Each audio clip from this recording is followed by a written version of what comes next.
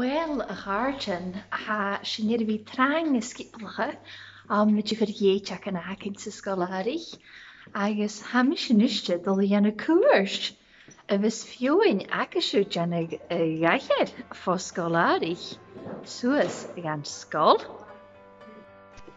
Can I sin halòris na Tidsearan úda?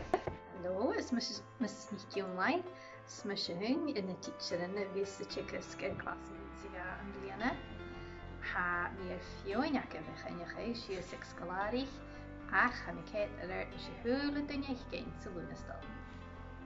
Hallo Erif, Kimmer Hashif, is Mrs. Martin.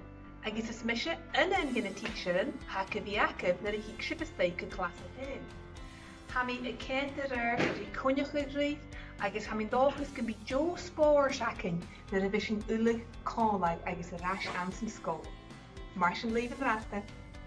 Hallo chula duine, mis is NicCoinnich agus cálaigh is Teachdaireachd ham si go tuchas Clas hyn sy'n in ag sin si gan y scóil. Sa mi Tidsearan chomór I di gobr cálaigh agus ha mi dóchas gan cóirde éis chula cád a si go dtíh sa scóil. Just as a scholar Jews on the rumor and the good dog, it's tall, but not in Gahuri Machgay, so cheery in the rasta, so he me shiver, he shiver ash than a skull.